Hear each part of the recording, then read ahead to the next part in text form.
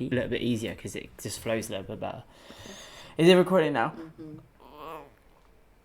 Oh, that's a good stretch. Right, okay. So welcome to the first episode of Behind the Bikini. Behind the Bikini. And basically it is another sort of episode under the umbrella term. Fuck knows. Umbrella of WPD podcast. So what we're going to be discussing in this podcast is actually what happens in bodybuilding that doesn't get shown on social media, because everything and everyone seems to think that bodybuilding is all glitz and glamour, which it isn't. A lot of the time it is shaving buttholes and crying and huge emotions and pressure and basically everything that you think it isn't, it is. And that's what we're going to be putting through on this podcast. And we're going to be doing it with my lovely other half, Alyta Norman. So do you want to say a little bit about yourself, who you are, what you do, everything about you, basically? I am like the best thing has ever walked into your life. The best thing ever so far. No. Anyway, yeah. I'm a leader. I'm a football coach, futsal player. Been coaching for, 10 years now. Youth, senior, men's, women's. So, university degree. Behind sports coaching. So, got the biomechanics, physiology, sociology. Bit kind of like that of the sporting world. And met this lovely lady to be brought into the bodybuilding world. Yeah, and the reason we have obviously this podcast together is because obviously Leets has been in coaching for a long time, so she's got a large amount of experience in not only the physiological side of athletes, but also a psychological side of athletes. She took a very large interest into psychology when she was at university, was going to do a master's in it, but instead you did a master's in... professional practice and sports coaching. Yeah, so whatever that is. Thanks.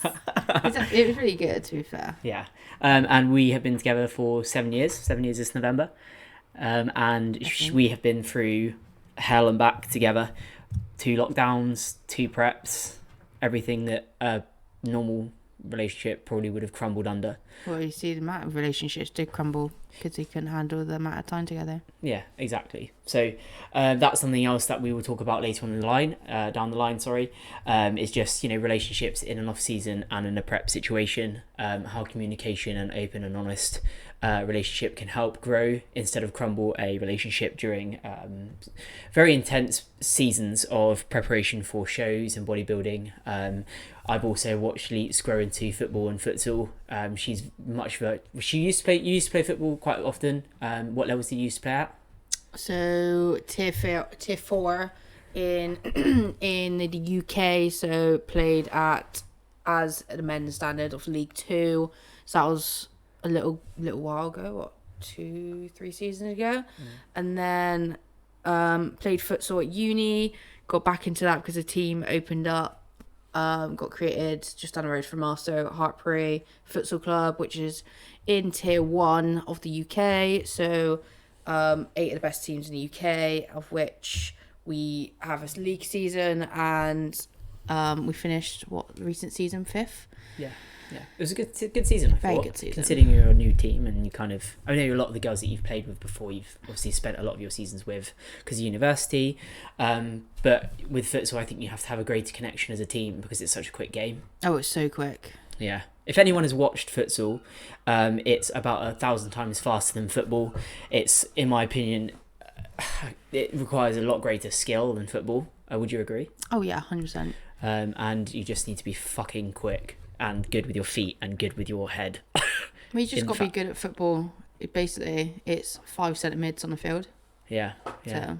I mean, when you describe some of the tactics and stuff to me, I'm like, yeah. Rotations, diamonds, triangles. I'm just like, shapes. Love it. Tell me more. And Leets is the crazy one that is between the sticks. So you think football goalkeeping's bad? Wait till futsal. Most of the shots are about 2 feet away from you and then a toe poke. Yeah, you don't even use gloves in futsal either, do you? So it's straight skin to ball contact, which is kind of weird. But skin to ball.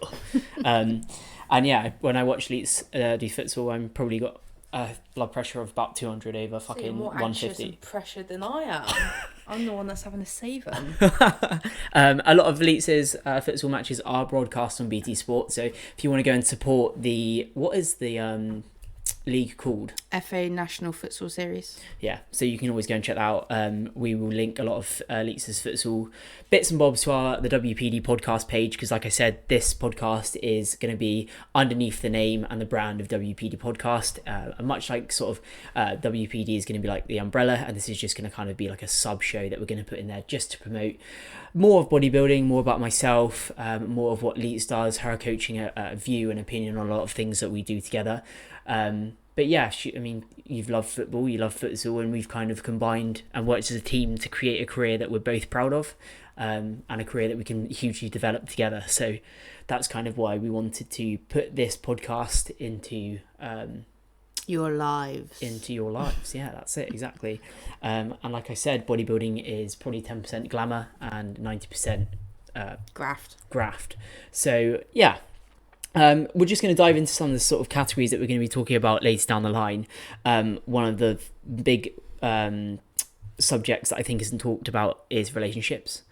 We've made it very clear that you need to be open and honest in relationships, and you need to be on the same page a lot of the time. Unless you are, when you aren't, you might clash a little bit more, which can cause obviously a little bit of an uproar in the relationship. But that's going to be a big one. Money and obviously self-confidence as a woman in a bigger category. How you can stand out as an athlete, how you can kind of stand out but be confident in yourself and standing out. A lot of people shy away from being different from the crowd. A lot of people tend to follow the crowd and not stand out, which is boring. So that's why we want to talk about that. And obviously, like I said, coming back to money, a lot of people think that bodybuilders earn thousands a day, and we don't. Unless you have OnlyFans, then you might be able to get your dick out. Get your dick out. Fuck yes. So yeah, and I think a lot of self-confidence in not only women but men is impacted by social media. So the pressure to look good, expectations of yourself, but the expectation of the people around you, how you should perform. I think that plays a huge part, not only in bodybuilding but as an athlete. I'm sure Leeds, when BT Sport turn up to film you play futsal, it gets a little bit more intense because you know the cameras and the eyes are on you when you're playing. Oh yeah, so it's that sense of pressure. It's Yeah. like we had a training session and everyone's like, "Oh my god, there's got a camera in my face." And then when you do interviews and stuff, it's like, I got a camera in my face. We had an interview when our captain had to go get man of the match. She was like, "Nope, nope, done. Not doing it. No thanks. I'll walk away from that interview. Give me the Thank you trophy very and much. I'll leave." Oh yeah. And then yeah, so just basically pressure from both bodybuilding athlete and a coach's point of view, because if you're a coach, obviously Leets has been a coach for 10 years, so she may not have as much pressure. I mean, you might argue that there may be still a huge amount of pressure when you need to perform, when you work in academies and stuff like that. I don't really know. I mean, what's your opinion? Depends on the area that you are, the level you are, and the position you are. Like, Yeah. I'm a goalkeeper coach. I have a little bit more pressure than some other coaches, because I'm the one having to train people to save those goals. And if they're making stupid little mistakes because they just are, then it's all on me. Oh, why aren't you doing this? Why aren't you doing that? Well, why aren't the team stopping this, that, and the other? It Yeah. always comes back to the one in goal. That's it. Even You though there's see- 10 other people in You front of see a you. worldie save, you're like, oh my god, it's amazing. 5 minutes later, you forget about it. Yeah. You make a mistake, you never living that down. Yeah, that's it, exactly. So the pressure as a coach, obviously Leets has touched on different positional coaching and how the pressure can affect her when she's coaching not only adults but youth as well. I think with youth, you can mould them into athletes. They're more willing to learn and grow. Would you agree? Yes, you gotta have that area around you that it's just more like my way and perception of having players and me as the coach is my philosophy is to be put on them. But obviously bodybuilding is a little bit different, but every coach has a philosophy, no matter what sport you're in. So if you want to have that relationship, you got to look at your own philosophy, look at the way you want to do things. Like if you're going to be one of those strict dick coaches, you're going to restrict your relationship in some sense. Yeah. When if you're a little bit more open, a bit more chilled and fun, you can kind of use that in the sense of there's your players you can talk to. I'm here and anything. Yeah. Okay. So. Yeah, that's interesting. But that's something that we'll go into a little bit more later down the line. It's going to be an interesting episode because obviously, like I said, Leeds has been coaching for a lot longer than I have. I started coaching last year, and being in the fitness industry as a coach is very competitive. Everyone's an online coach nowadays. So trying to prove your worth, giving out content that provides, it provides, what's the word? Oh, I said it earlier. Justification. No, it wasn't that word. Oh, never mind. I'll sit back down. I even wrote it down. I guess it's just part of proving yourself, isn't it? To prove yourself as a coach. And anybody can be a coach. I could be an online coach. Yeah. But at the end of the day, if I don't show it online, then that's it. Because online is part of your personality, your persona, your image. And if you don't show it, then nobody knows who you are. Yeah, this is why social media is the life that is people now. It is. It's a huge part of sport. Like back in the day, people would work off magazine sponsors and stuff like that, and they would go and do guest posing, and I don't know how it was in football, but you'd probably get sponsors that were more like, you saw them much more than you would nowadays, where you probably just go through athlete managers and stuff like that. You see it on TV back then. You just see it on TV. Oh my God, is Messi doing this? Oh, it's David Beckham doing that on the TV. Oh, I want to kick like him. I want to do that Greece World Cup qualifier free kick. We curled it in. But now we're watching it. Kick on the 28th day of the 3rd month at 12:15, he curled this ball in the goal.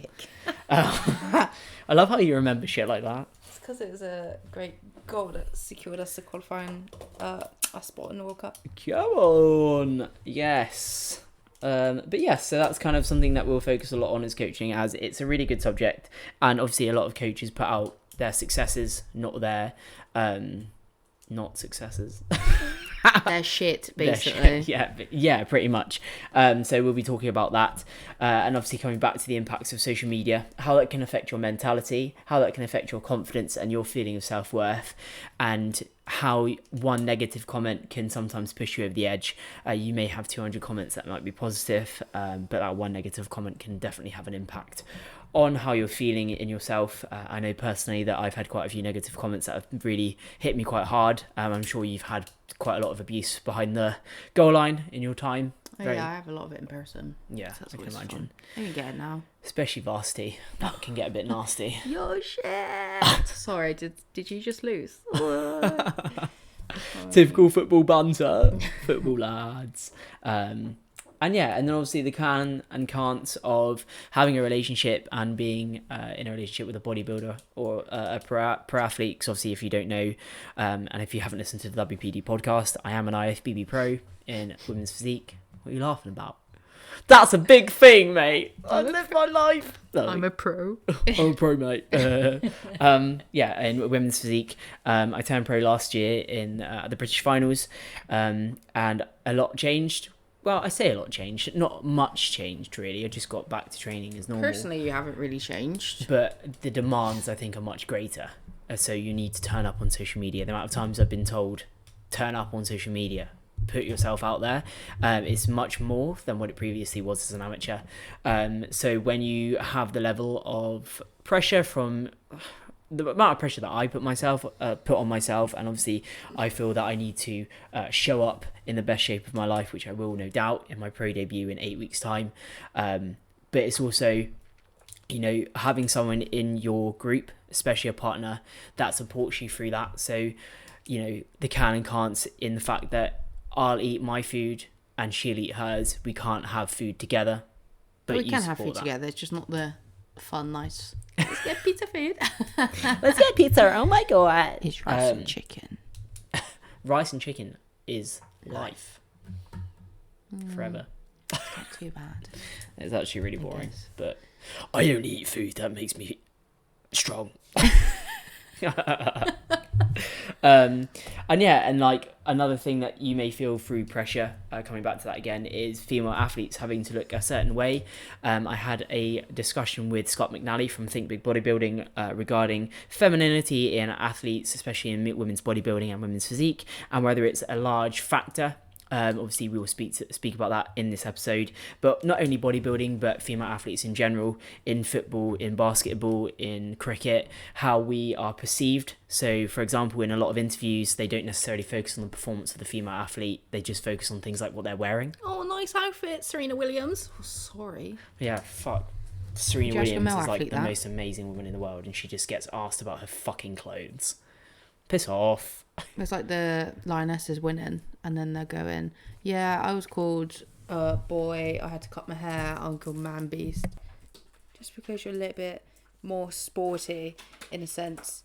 Just because I run around and get sweaty doesn't mean I'm a man. Yeah, that's it. And like the only point of that game that a lot of men remember is the fucking fact that Kelly took her top off. It's such an iconic celebration, and yet the pervy old man, oh my gosh, you got tits out. Sorry, can you rewind to why that celebration was iconic and not just boobs? Yeah. It was a changing moment of women's football. Exactly. That's it. And it's upsetting the fact that that's all people will remember. And I'm not saying woe is me as a woman. I'm not saying that at all. And I'm not like a massive feminist. But I think there is a point in sport where women need to be seen as fucking athletes, not as pieces of meat. And we should be seen for our performance, not what we fucking wear. So that's something that we will come across. Also, my experience in feeling like a woman and coming across like feel like a woman. Let's go, girls. I recently sort of had a chat with someone regarding how I feel as a woman and how I feel that femininity is a large part of the sport that I do. And if anyone knows me, I'm not really very feminine. I don't really like dresses. I don't wear makeup. I don't like feminine. having... Well, I am feminine in my own way, It's I just guess. you're not I'm just very girly. tomboy, innit? Yeah, I'm not very girly. You're feminine, you're just not girly. Yeah, that's it. When other girls were playing with their Barbies, I was drowning in a small puddle with a football when I was younger. Eat mud. And how, you know, being a tomboy, I've never been into makeup. I don't really like having my nails done. I don't really wear earrings, even though I had my ears pierced when I was younger. When I'm on stage, I don't Everyone really... has their ears pierced when they're younger. It's like... Your mum makes you. You're sitting there like, oh, yeah, and you're crying. And the next bit, you're like, oh, I love him.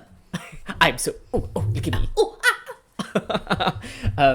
And yeah, and I mean, that might change when I hit the pro stage. But I feel that if you can create an undeniable physique that catches the judge's eyes, you don't need to wear earrings, you don't need to wear nails, that kind of thing. Like, if your physique is as good as it should be and as good as it can be, then be fucking undeniable and give them a physique that's worth looking at instead of the shit that comes with it. So, like earrings and heels like that. So also, Bradley looks awesome on stage, but her shoes were shit. Yeah. So let's focus on that. why is she wearing shoes? I mean, we don't wear shoes in women's Sorry. physique. We're Sorry. flat-footed motherfuckers. Sorry, he ain't PCA anymore. Sorry. And yeah, so that's something that we'll focus on as well, because I know that a lot of women have a huge pressure on them to look like super women, super duper female women female. Female variety. Females are females. So yeah, that's something that we will look into. We'll also be pushing a Q&A, so each episode that we look into or we push forward, we'll have a Q&A afterwards and we'll answer these questions in the next episode. So for example, our next episode, so episode 2, will be relationships, off-season and prep, and we will post a question box after. So if you have any questions regarding that podcast or anything that you want to speak about or need help with, then just put a question in that question and answer box and we'll get that answered in the next podcast. And it will be anonymous, so you can ask whatever the fuck you want to ask. We'll just try and help you as much as we can, because we feel, again, that these subjects aren't really spoken about in bodybuilding, in sports in general. So we're here to essentially clear them up and show them that, again, bodybuilding and sport isn't all glitz and glamour, is it? Fair. No, I like that. Yeah. It's more of the behind the scenes. Oh, look at her looking so happy in her life. But what's deep dark down inside? Exactly. Oh, just dropped my pen, sorry. Fuck's sake. But yes, so that's kind of why we're creating this podcast. And like I said, if you haven't listened to any of the WPD podcasts, then please go over to them. It's hosted by myself, IFBB Pro, Romana Scottson, and then to be future pro, Deborah Baker. who's just had an incredible season, and Romana's still on off season. Obviously, I am 8 weeks out from my pro debut, and we run this podcast together, and it was basically put in place to promote women's physique, because here in the UK it's not really a massive thing. It deserves more recognition, more exposure to help grow a category that is truly amazing, much like women's bodybuilding as well. So we're just here to expose the brand, expose the category more, because we just need more women's physique because it's amazing. I know bikini and men's physique are hugely expanding because they're more of what social media and more of what the normal or Gen Pop, I guess, prefer to see. And a lot of women, I think, are worried about looking like different. You actually work out. Yeah, I'll look at a barbell and I'll immediately look like a man. So that's basically what we'll look into. But I think we should discuss the recent happenings in the women's football.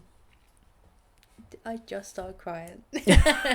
I'll just start crying. Yeah, this won't be just mainly about bodybuilding. Obviously, we've got Leets here and her background is football. So we will just throw a little bit of football and shit in there from time to time.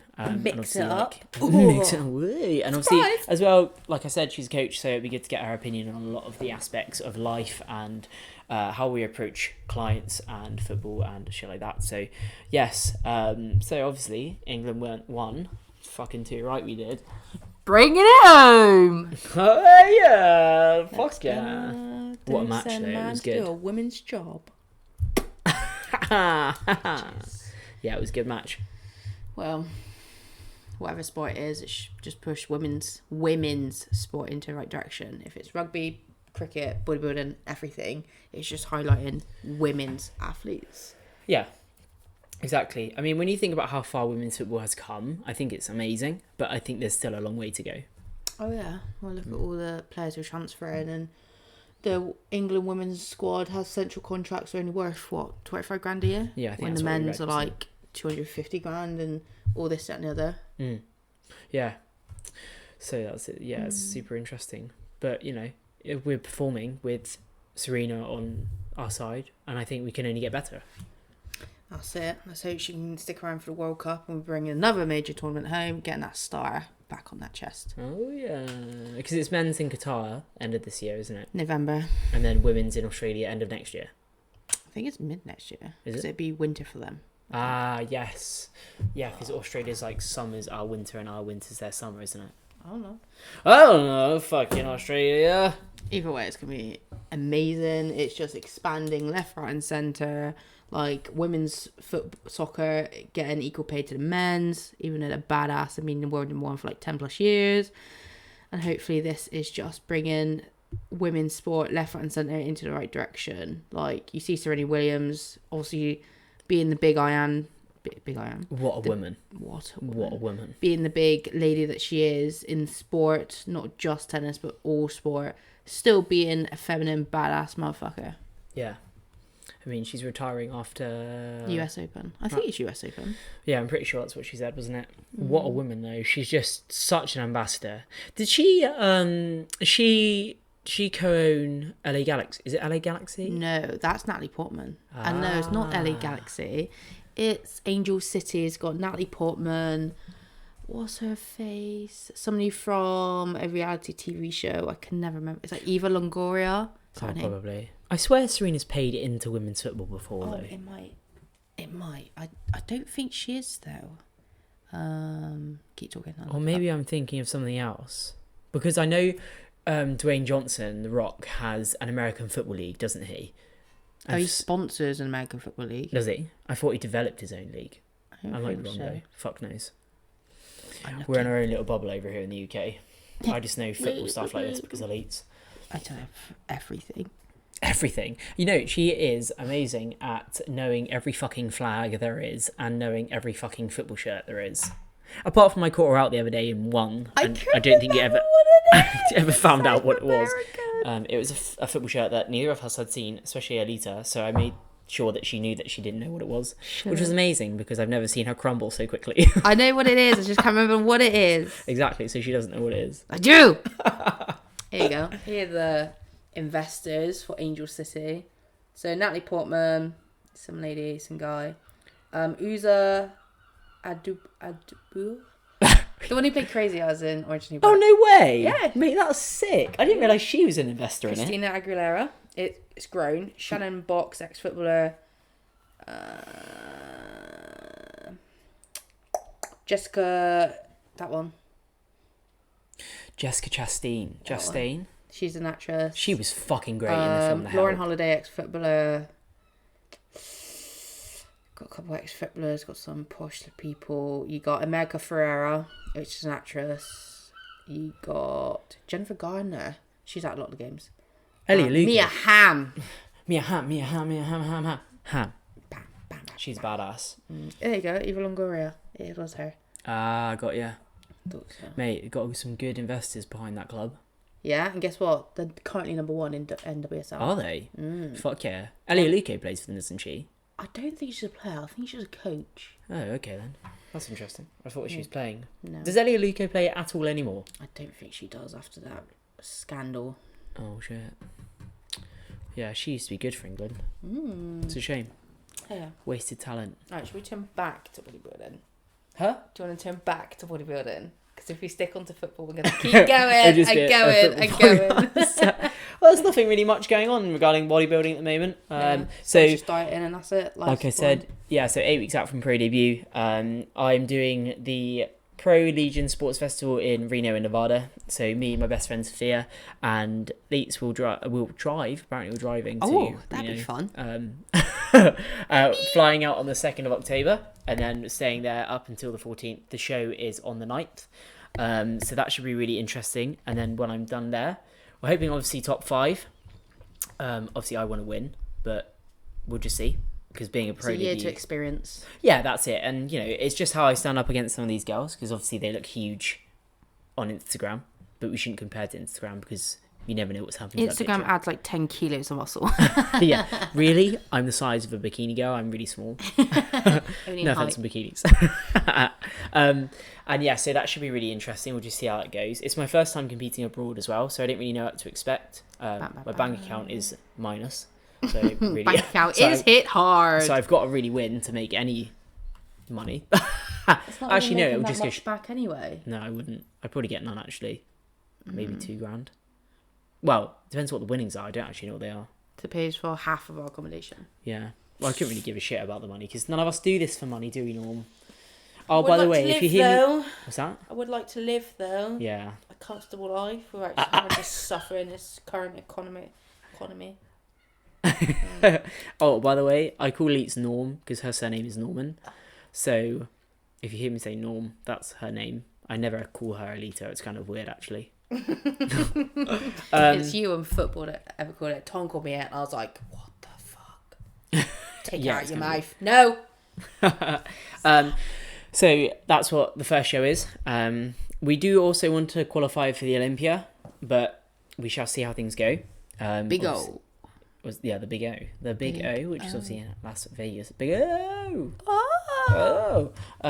So we go from that, and then I come back to the UK for 3 weeks, and I go to Romania Muskfest, which is on November 12th and 13th, which should be a really good show. I've heard very good things about that. My teammate Jamie DeRigo, who's also part of Team Evolution, will be going, and Tom Hames, who owns obviously Team Evo, my coach, also coaches Romana and Debs from the WPD podcast, will be going over as well. So it should be good to Team. the whole team come and Gang. support. Gang. So that should be really good. Really excited because it's a whole new chapter. It's very different from amateur bodybuilding. There's less...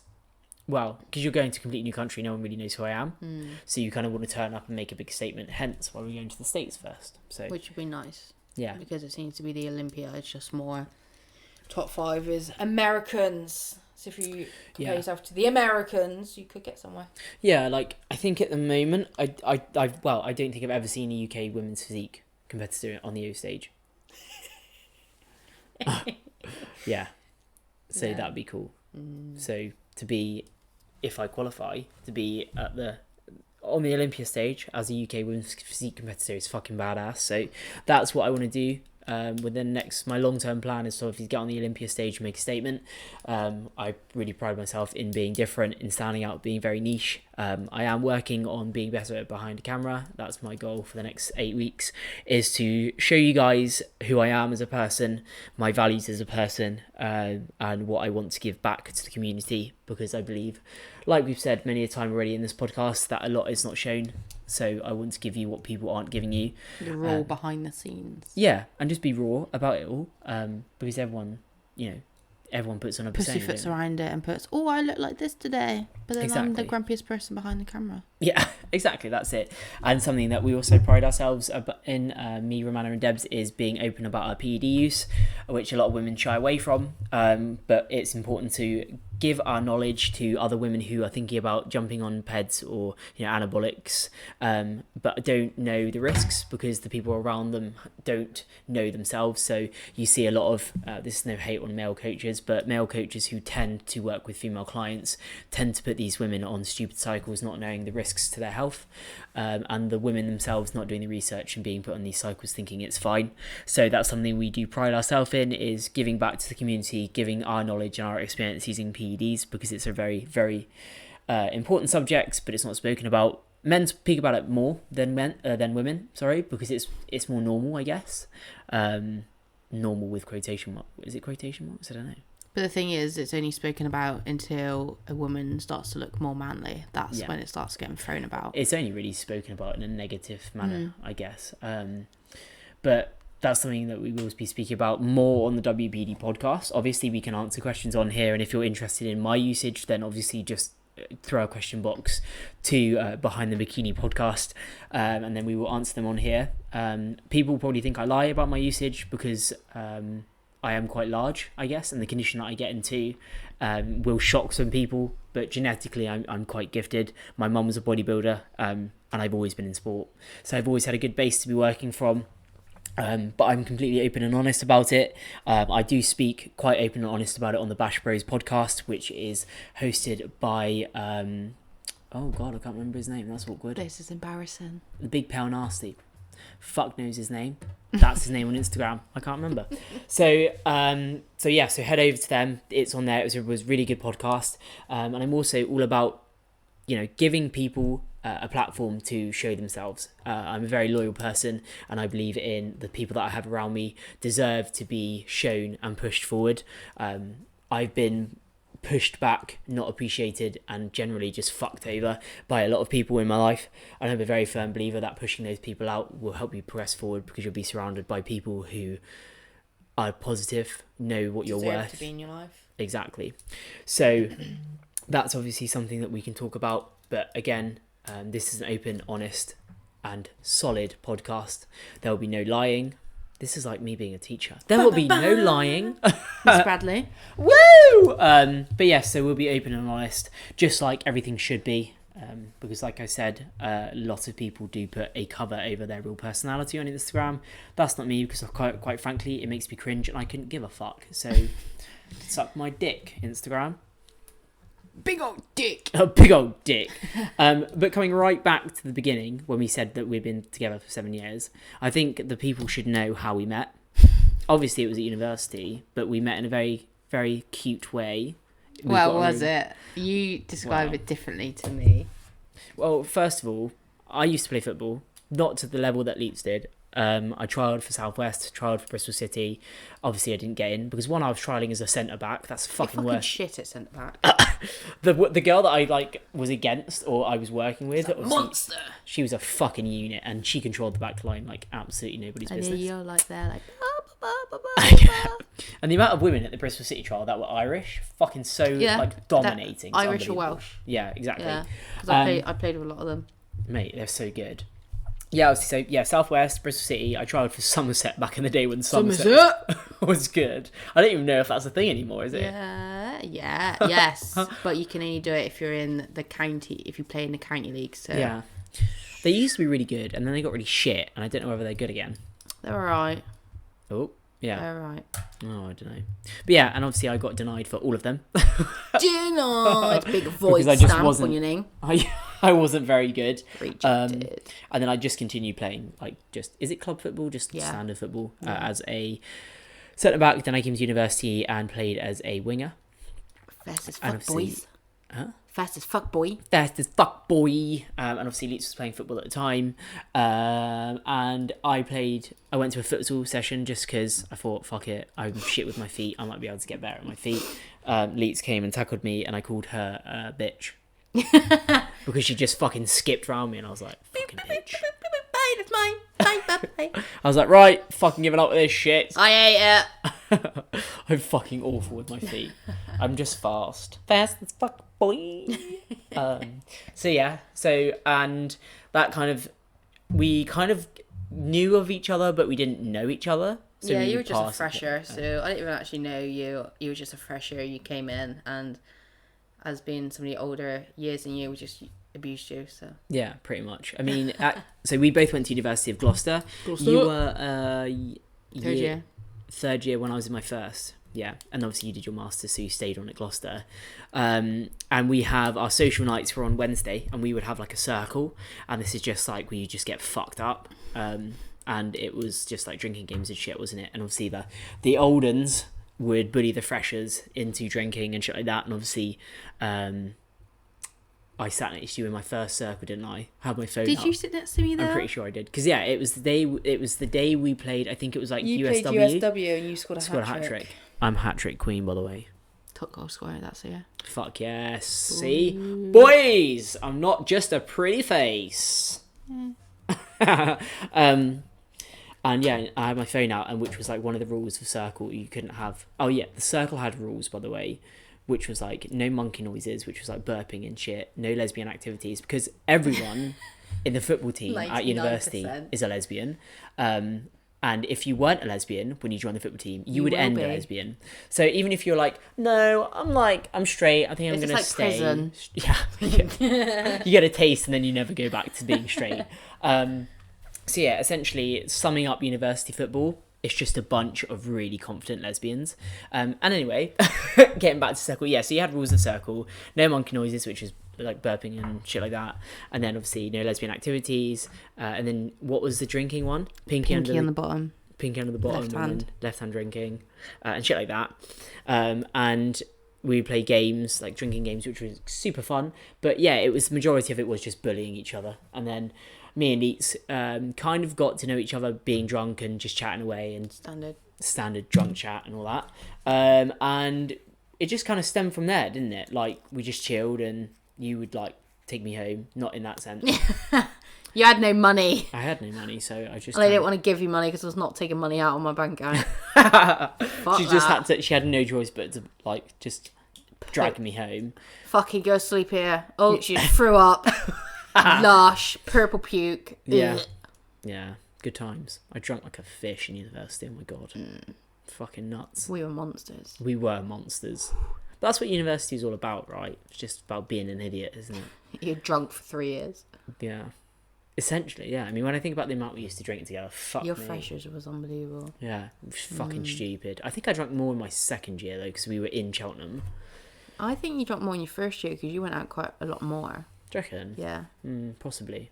There was this one night that I remember when we were coming back from, so Gloucester has it's not there anymore, but it had a club called Fever. Everyone in Gloucester knows Fever, everyone in Cheltenham knows Fever, and it was like the social place to go after we had finished drinking or doing our drinking games and stuff like that. Proper student. Oh fuck me, is it?